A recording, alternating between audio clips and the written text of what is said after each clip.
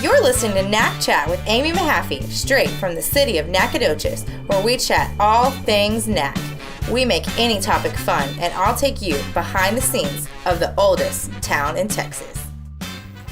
Hello, everybody. Welcome to episode 31 of NacChat Podcast. I have a really awesome new guest that we've never had today, Brett Ayres. Hello. Hello. You seem excited. Very excited. You look annoyed to be here. Are you Not okay? at all. I'm good. I heard that you're a big NacChat podcast fan. Oh, absolutely. I hate you right now. For the folks at home, when we started, I was like, okay, so you've listened to the podcast, right? And he said no. And so I'm still crying about it, but it's okay. Very upset. I'm trying to console her. But you are busy doing a new job, so it's okay. Yes. That's your excuse, right? That is absolutely my excuse. So tell us a little bit about why all of a sudden you get to be on my podcast. Not that anybody couldn't be on it, but why did I call you and say, hey, come chat with us? Probably because I'm the new Public Information Officer, Community Relations Sergeant for the department. That's a really long title. You have to say that every time? Most of the time I do. But typically, when I talk to people, I just tell them, my name's Brett Ayres. That would be easier. Mm-hmm. So, I've enjoyed getting to know you over the last couple months, and when did you start? With the department, I started in 2003. Okay. And I started in this position October of 2018. Oh, wow. Time has flown by. Very much so. So you're not brand new. No. You've been with the police department a long time. And how did you come to join the team at Nacogdoches Police Department? I guess it was, I'd always wanted to be a police officer, and I finally figured out a way to do it. And once I figured out a way, I just went for it and went to the police academy and I even applied with the city before I even went to the police academy and let them know that, hey, I'm going to be back and I really want a job. So when I graduated, I came back and said, hey, I told you I was coming back. So I'd really like a job. Yeah. So tell me, you grew up here, yes? Yes, I grew up in Cushing, which is just north of here. And your wife is from here? Yes, she's from Central Heights. And you have some really pretty little babies. Yes, I have 3 beautiful children. Aww. Thank you. Yes. I love it. And we were just talking about how yours are not sick right now, even though all the little kids seem to be sick. So yeah, very blessed that they're well right now. Yeah. And then we knocked on wood because it's always a trick there. But we are super excited to host you on the podcast and to get to know a little bit about you. And so tell us kind of your transition. You were a sergeant. And now you are, I'm not going to say your whole title because that's really annoying and pretentious, and that just sounds like you made it up. I don't even know that that's really your title, but we'll figure that out later. But I'm going to call you the Public Information Officer. Is that fair? Okay. That's fair. And then I want to hear all about what you like about your new job and kind of what you do day to day. Okay. Well, originally I was a patrol sergeant, so moving from a uniformed patrol sergeant into an administrative position within the department as the Public Information Officer, it's a drastic change. Originally, Greg Sal was the Public Information Officer, and he retired and is now the county judge. So I came into this position. He was there for about a month, kind of, showing me the ropes of what the job entailed. It's very exciting. It's like starting a new job all over, Absolutely. So it's a totally different deal. Totally different. As Fire Chief says, you're driving a desk now. Well, I try to get out into the community as much as possible, but I do spend a lot of time, on the computer, on the phone, people coming into the station to talk. So. Sure. So I want to, I want to hear, because, I guess I'm the communications director. I guess I would be considered the public information officer for the city, but the police department has a dedicated position for public outreach. And so why is it so important, and why is that the case? Absolutely. The police department is part of the community. We are, most of our officers are the same people that, that are going to Walmart or going to Kroger's. They're going to be within the community even when they're off work. So we all are vested in this community and making it a better place to live. And so why do we need you at the police department as a dedicated person working with the community? So what do you do day to day that not another police officer couldn't just do themselves? Okay. Well, a lot of times the officers, they're tasked with things that they're going to see people when they're having their very worst day. They've had their car broke into, and they were getting ready to go to work. Their car is broke into. Now they're going to be late for work. Their purse is stolen or whatever, stolen their vehicle. So the officers are dealing with them on their worst day. Sure. And they're having to handle business and then let the person get out of there. My job is to show the community that we truly care about the community, show them some of the things that we do on a day-to-day basis, so that they actually realize that officers are people and they care about the community. More than just writing people's tickets. Absolutely. We definitely do a whole lot more than just write people's tickets. Sure. Y'all get a bad rap. And you're not real peppy, so most cops are just kind of chill, Right. I don't know why y'all are like that. It just comes. I guess it comes with the job over a period of time. Well, I'm peppy, so it's okay. But maybe you can be peppy enough for both of us. I am peppy enough for a lot more than two people. So, tell me what your favorite part of the new gig has been. Well, that's kind of tough. Johnny on the spot here. Right. Well, I do like to talk. And so a lot of my job is, talking to people.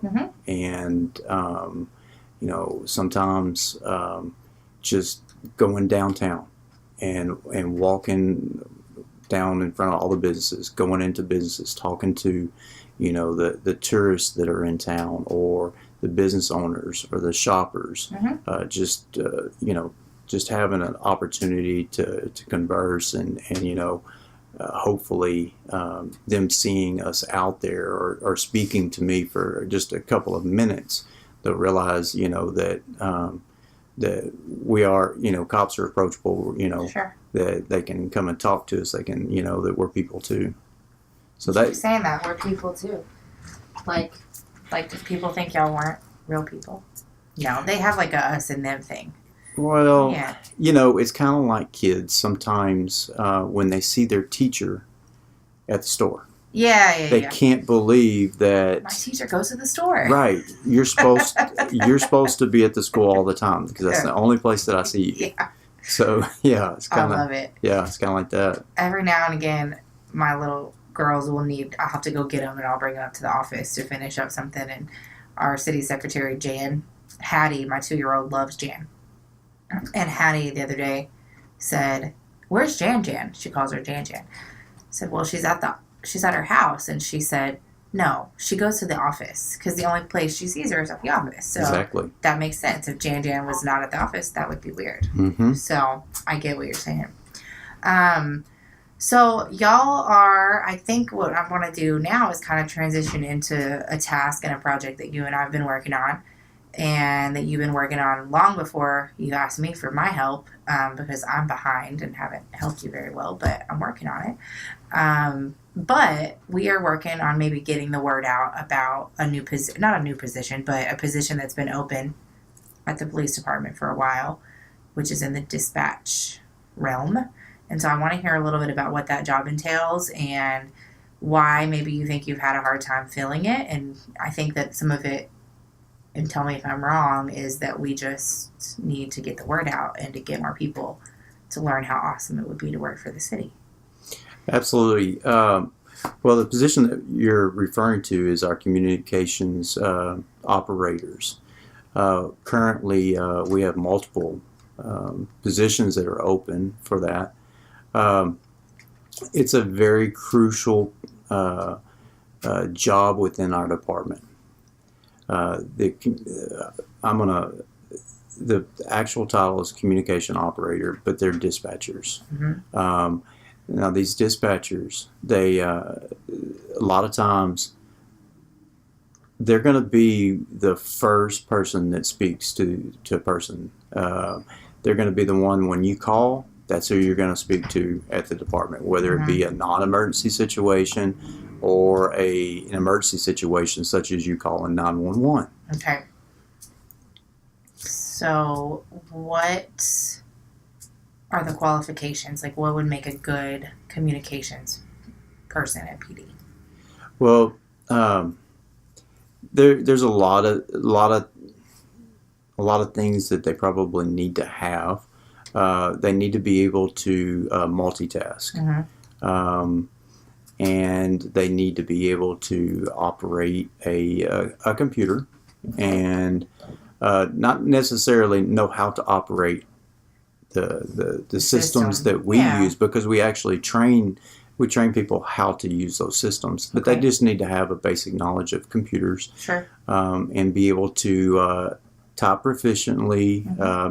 Nothing crazy or anything like that. But just be somewhat literate on the computer. Yes, that's fair. Okay. That's a fair statement. And part of the rewarding aspect of this job will be they get to help a lot of people on the phone, right? And Absolutely. It sounds like, I don't want to just sit there and answer the phone, but we've talked to some of the current dispatchers, and it is very fulfilling for people. Absolutely. That's the impression that I get. Yes, it really is. Those calls can be as minor or major. Yeah. And they could be life and death situations. And I know sometimes that is kind of overwhelming for people to think that, I could actually have to deal with a situation like that. But we train people that are willing to do it. We train them how to handle those situations. Okay. So that's part of the training program that we put the dispatchers through. So they don't get just put on a computer with a phone. Here you go. Good luck, and we'll see you later. Yeah. No, we actually partner them up with an experienced dispatcher.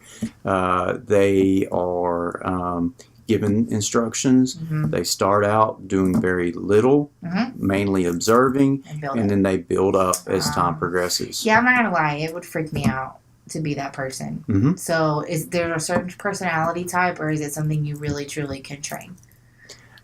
If a person is someone that really wants to do it, yes, we could get them trained. I truly believe that. Okay, that's good though, because this is a great opportunity for somebody who's maybe looking to make a true career.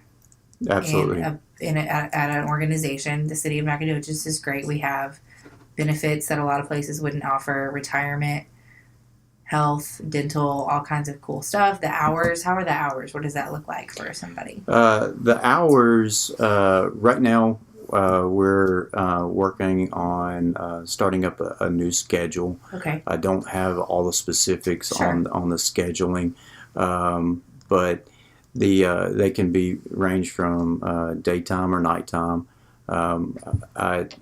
I don't know exactly, but I think we're doing 12-hour shifts. Okay. Is what we're headed toward. But yes, it's a definitely one of those kind of positions that it's a career kind of position. So if you want to make the city of Nacogdoches, be part of that family, because we truly are. We kind of, everybody that works within the city, especially, and me being from the police department, we're kind of like a family. We spend so much time together. It's a career. You get vacation, sick, dental, health insurance, all those different kind of things are there and available to you. So I guess if you wanted somebody to hear anything that we've talked about, it's that really if you have the willingness to try, that you can learn how to do it. and really probably build a really great career for yourself and hopefully your family or whatever. And it doesn't have to be this big scary thing that maybe people think of when they look at it. Yeah, I think that's what a lot of times keeps people from putting in is they're like, I would have no idea what to do. Sure. No one would. Yeah, no one would. That's why you get trained. Yes, absolutely. I love it. Mm-hmm. Anything else that we didn't talk about that you just have a burning desire for people to know? Well, that position, not only are you going to be talking to people within the community, you're gonna get an opportunity to help the police officers, help the fire department personnel, help the EMS personnel, volunteer fire departments. Mm-hmm. There's going to be a lot of responsibility that's given to you so that you can help the community. So it's a really cool position to be in. It really is. So you need people to call our Human Resources Department and put in their application so that they can come join your family. As soon as possible. We would love it. We'd love to have a lot of applications for it, yes. Great. Well, I appreciate you being on the show since you're such a big fan. Oh. And you just couldn't wait for the next episode, so we just brought you on. I'm very brave. I hadn't listened to one, and I jumped right on. What did you say before we started? No, I'm just not scared or something. I don't care. Throw it at me. So, but most people are very pinned up and they don't want to joke around and they don't want to talk, but you did an okay job. I'll work on it. Okay, we'll have you back and we'll do this again. I would love that. Some other time. Sounds good. Awesome. And what do you think of my new chairs? They are very colorful. I wish people that hear us on the radio could see how bright and fun they are. They are fun. They are definitely fun. This is the fun office. They brighten up the office. That's for right. Sure. Nobody at PD has chairs like this. No. No. I love it. That's funny. Well, thank you, Brett. And with that, we will sign off. All right. Thanks. Take care. Bye.